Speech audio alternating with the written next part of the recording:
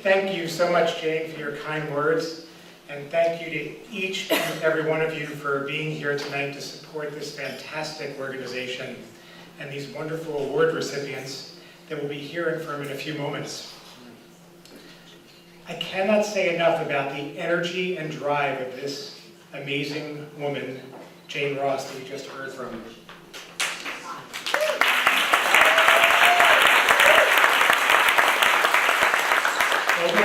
Over the past 18 years, there have been so many people who have given of their time and their considerable financial donations to this organization to really grow it from a grassroots organization to really support the dreams of this frustrated parent who had a smart boy with a learning disability. But no one has evidenced the limitless spirit and determination as profoundly as Jane. And with each year, the impact of her dream from many years ago can be felt by a greater number of families. Thank you, Jane.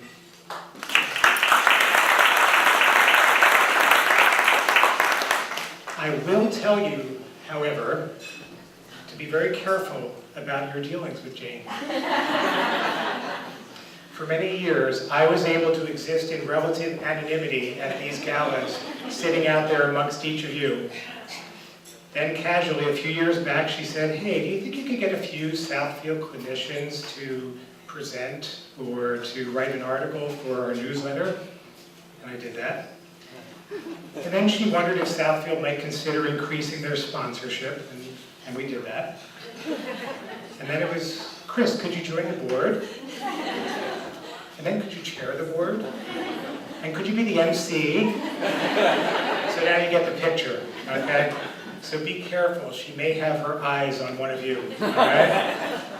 But all joking aside, I truly hope that many of you here tonight that are sitting out there in relative anonymity will consider becoming a vocal ambassador for the mission of this organization. Only through the hard work and the generosity of each one of you that the impact of Smart Kids will continue to grow.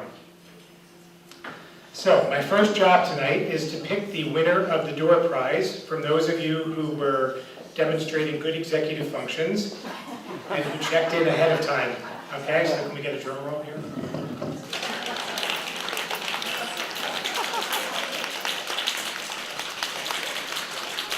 Oh my gosh, Chris Bogart is the... Kathy Braden. Is Kathy here?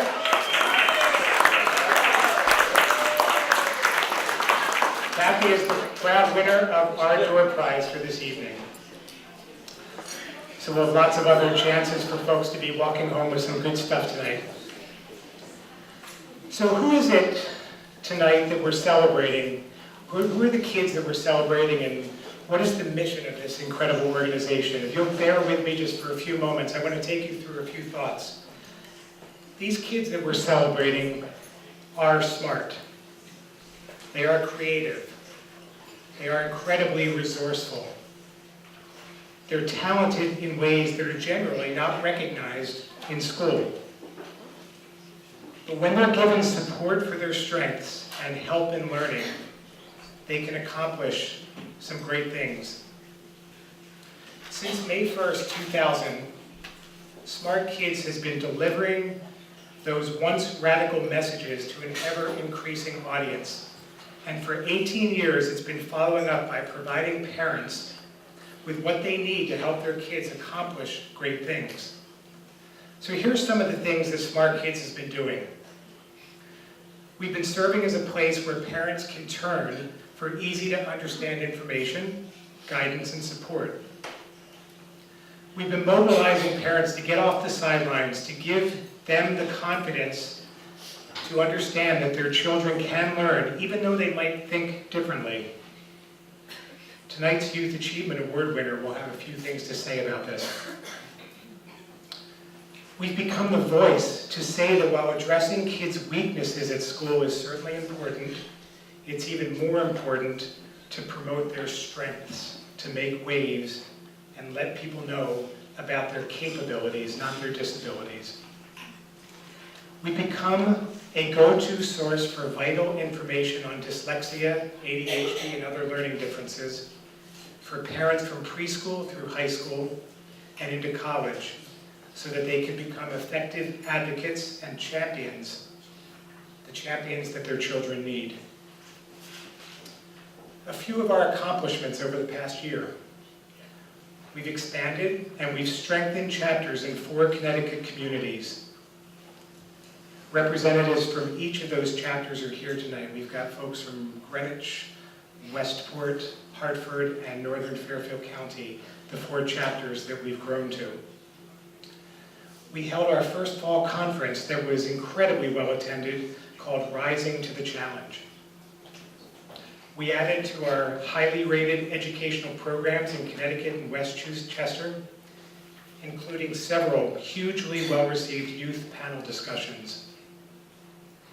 We grew the Smart Kids website to include over 400 articles and blog posts available for free.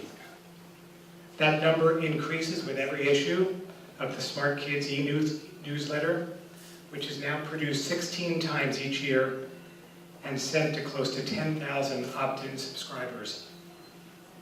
And in the past 12 months, we've logged over 360,000 website users. Pretty incredible accomplishments for an organization that, despite its very limited staff and financial resources, has had tremendous impact on the lives of many thousands of families.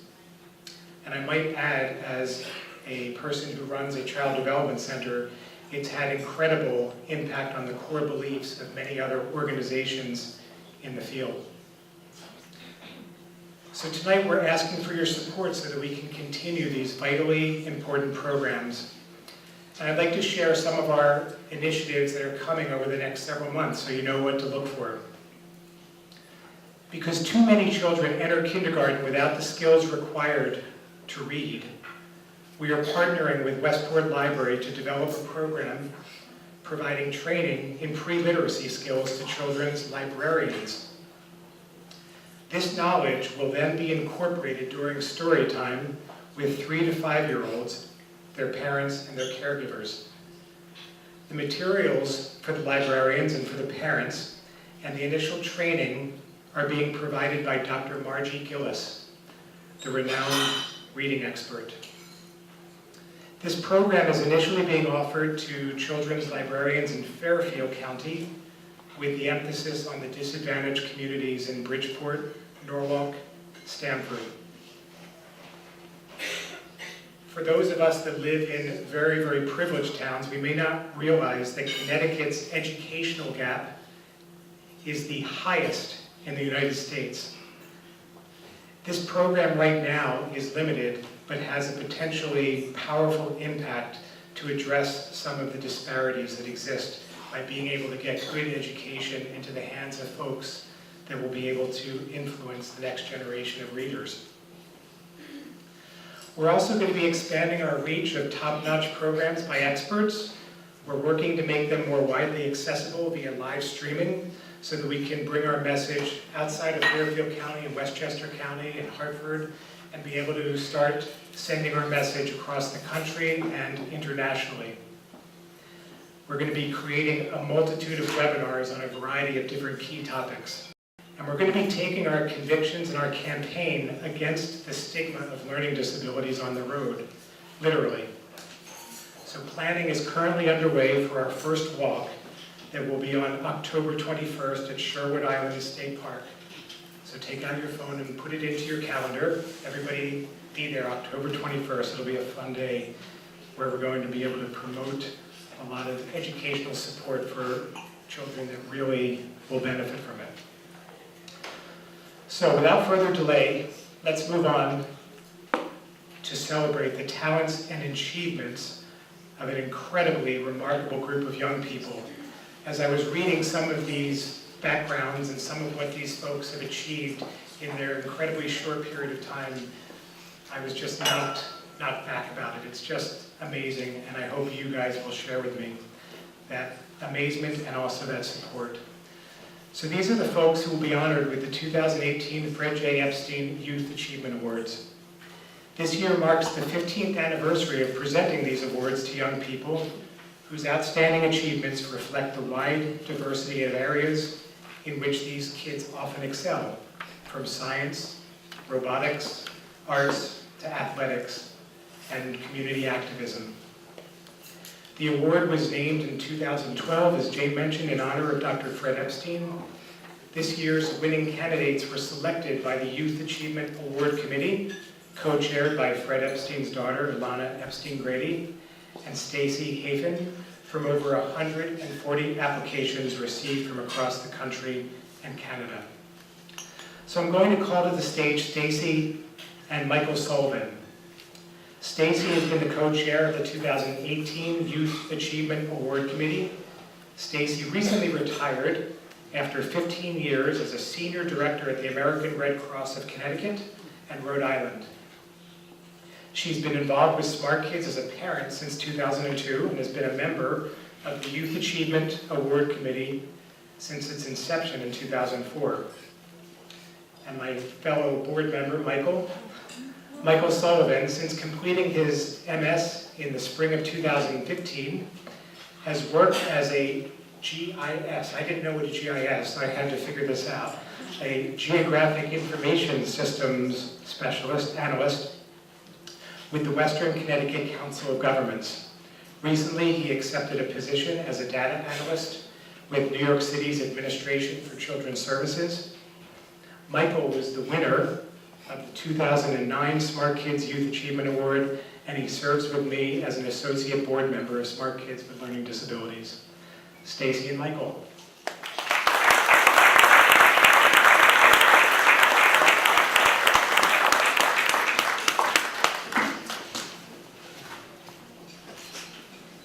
First, I'm tremendously pleased to present a 2018 Junior Achievement Award, one that we don't give every year, to Jack Quirian. Jack, please come to the stage.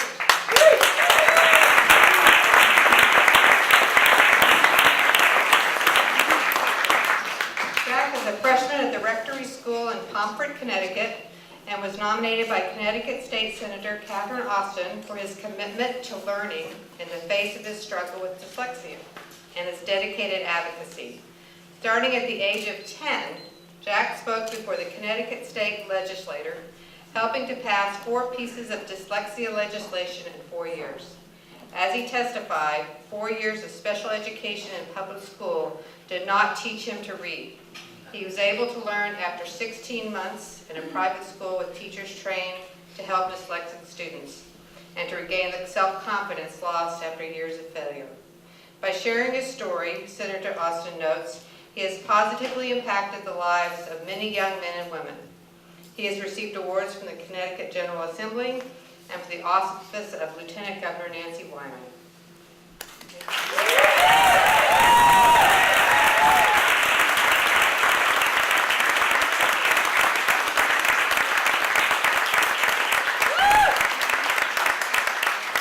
I'd like next to acknowledge the 2018 Honorable Mention winners who are with us tonight. Please come to the stage to accept your award and wait as we honor each winner. Skylar Betsky.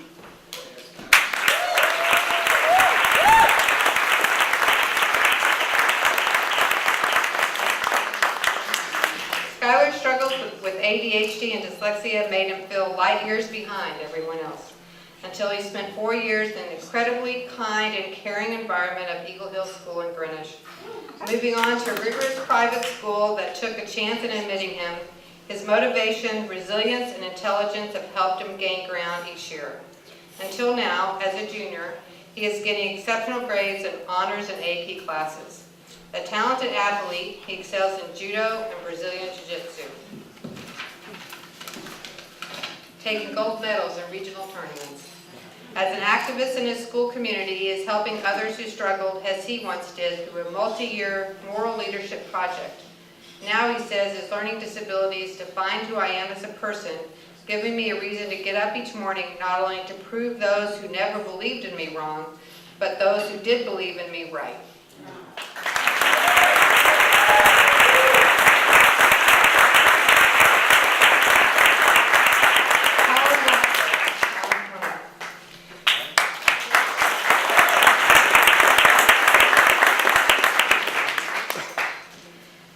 This label has made me stronger, Colin said. He views dyslexia as an advantage because it has fostered his unique approach to solving problems, as well as his determination to succeed. Colin was recognized last year with the prestigious Westchester County Millie Kibrick Youth Service Award for his work at the Bread of Life Food Pantry, where his technological innovations brought the food pantry into the 21st century, while also developing new avenues of fundraising. He has received awards for his academic achievements and leadership. In addition to setting up the online business, run initially from his bedroom, that has become a major source of support for the food pantry.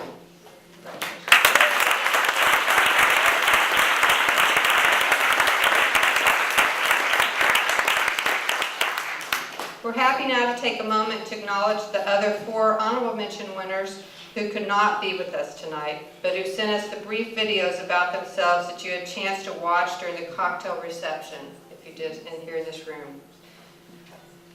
It's Sophia, Sarah, Danielle, and Nick. And we want to play for you a brief message from Nick Foyer. Nick is the captain of the track and field team and a member of the culinary club at Marjorie Stoneman Douglas High School in Parkland, Florida. Alana and I called him our running chef. He led the memorial run after his coach and several of his friends were killed during the shooting. He can't be here with us because he's attending an event with his classmates tonight, but has asked us to give you this message. I regret that I can't be there at the banquet, but I'm at grad batch at Disney. They're putting on a special event for us because we're from Marjorie Stoneman Douglas High School, where the shooting happened, and I lost my coach and a bunch of close friends, and so I just wanted to be with my friends this evening. But thank you very much for the opportunity and all the support that everybody has given us from around the world. Thank you very much.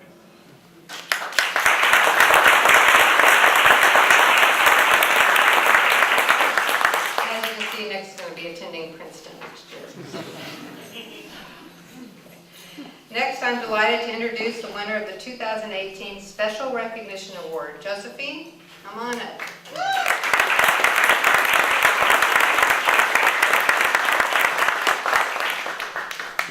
Josephine tells us, I don't know if I would be the same person or as accomplished if my dyslexia hadn't forced me to work so hard at everything I do. A senior at New Trier High School in Winnetka, Josephine's determination and unflagging work ethic have driven her to earn top grades, to become a group leader and problem solver in school, joining her school's congressional debate team while also using her knowledge of American Sign Language to work with the local disability center. She's an outstanding athlete and crew, whose vote came in first among all high schools in the nation last year. She looks forward to rowing at Boston University next fall and plans in the future to pursue a law degree specializing in disability law. She has always defined herself, she says, as a smart kid with learning disabilities. And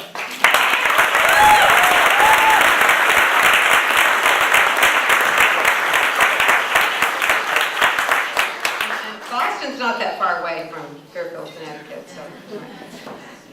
And now the winner of the 2018 Fred J. Epstein Youth Achievement Award. Asia, please come to the stage.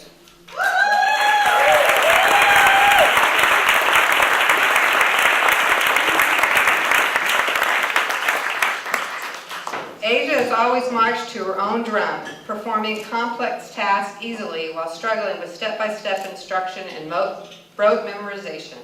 She is driven to solve real problems in the real world despite her difficulties, or as she calls them, diffabilities. With dyslexia, dysgraphia, ADHD, and CAPD.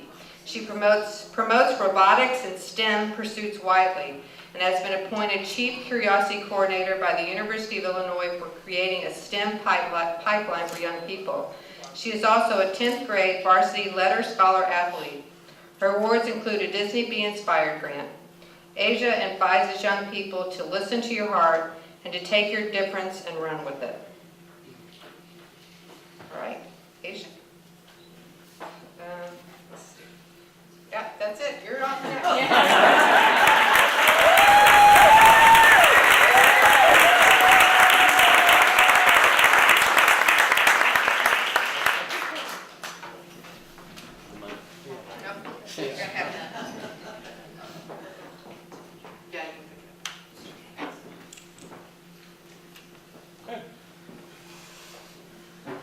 Thank you, God, because with you, nothing will ever be impossible.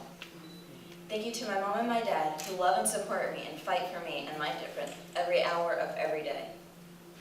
Thank you to everyone at Smart Kids for this wonderful honor. Congratulations to my fellow honorees for such splendid accomplishments in the face of learning disabilities. Let me correct myself. Let me correct the world. Dis means lacking or without. Therefore, learning disabilities would mean that we are lacking ability, and that does not describe them, and it definitely does not describe me. I prefer to call them learning differences, or diff abilities, because our learning abilities are different, not less than, just different. And I believe different is amazing. Your honorees are amazing. James Baldwin once said, "A journey is called a journey because you cannot know what you will discover on the journey, what you do with what you will find, and what you will find will do to you." On my fantastic journey, I found me and my voice. I am a different thinker. I have disabilities. I have dyslexia, dysgraphia, ADHD, CAPD, and visual disturbances. I know it's a mouthful, but it simply means I process things differently than others. I think out of the box. I problem solve out of the box. Frankly, I try to destroy the box.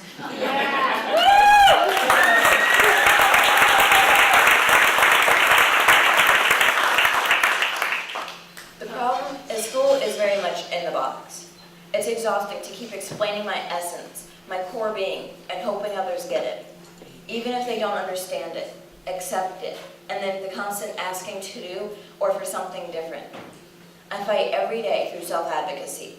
My whole life, I have insisted on dancing to the beat of my own drum, despite how inconvenient it has made it for my teachers and my school. I refuse to be limited. I refuse to give up. I have fought to be working 2 years ahead because that is where my brain needed to be. I insist upon approaching my classes from a strengths perspective and have asked my teachers to stop focusing on what I can't do and focus on what I can do and help me learn, and then let me. When I was in middle school, I was losing my love for learning and my desire to go to school, often missing days due to my emotions, anxiety, and anger manifesting as somatic symptoms. When I did go to school, I would get in the car crying when my mom picked me up and tell her what my teachers said or did. I was being bullied by comments of ignorance and red marks. My mom encouraged me to write my feelings out as if I were talking directly to my teachers. It was cathartic. In my first letter, I wrote, "I feel ashamed, embarrassed, unequal, disapproved, fearful, angry, and helpless. I have many strengths, but the structure of your class plays to my weaknesses. My learning difference robs me of time. You made me feel like something was wrong with me, like I was disappointing you. I don't know if I can give you what you expect. I'm not like them. Don't assume things about me. Ask me and talk to me. Please help me to help myself. I am trying incredibly hard to be successful in your class. I need you to hear me, accept me, embrace me, encourage me, and truly believe in me and my different. You won't be sorry. I'm asking for your help. I need you to ask me how best for me to do it, and then support me, and be happy I know how I learn best, and then let me." That letter helped me find my voice, and I haven't stopped using it since. I've learned to actively communicate with my teachers and ask for the things I need. As I have become a better advocate for myself, I am better able to help my teachers see who I am outside of class. I am very different and much more confident outside of the classroom. I have come to realize that my extracurricular activities, especially robotics, are my refuge. Pursuing a career in STEM is a natural extension of who I am. I've always been precocious. Nothing was safe in my house when I was around. My parents enrolled me in robotics at age 4, so I would take other people's stuff apart. It worked. I've been taking things apart and building things, especially robots, for 10 years now. When I was diagnosed with learning disabilities, I found my grave and leaned in. Because school is not made for me, and I try to fill my time with my passions, humbly serve others, and use my blessings. I learned early that when I focus on leading and serving others, I don't focus so much on me and my challenges. Being a different thinker makes me a good leader because it affords me a great deal of empathy. I know what it feels like to be different, to not quite fit in. I get you, to wear your weaknesses like a scarlet letter. I actively demonstrate determination and grit every day of my life as an example for others. My mom says I have done more in my 14 years than many do in a lifetime. That's good, because I'm just getting started. STEM just comes natural, like breathing. STEM allows me to live in my strengths and have self-confidence. Robotics has become my refuge from school and teachers who just don't quite get me. When I'm creating robots and teaching kids, I feel invincible. This is what makes school bearable. I immerse myself in everything I can, using my strengths outside of school. It is mind over matter. I use my mind in robotics, so school doesn't matter. To all the people at Smart Kids, please continue your work because it is life-changing. I applaud you for encouraging kids, parents, educators, and the world to look at individuals through the prism of their strengths, not their weaknesses. I have realized what I put after I am defines me, and when I say I am different and I have diff abilities, it is a blessing because my different has helped me see there are different ways to do things, learn things, solve things, and that same is boring. We wouldn't move forward. We wouldn't have new, unique, and exciting. I wouldn't change my different for anything in this world. Thank you.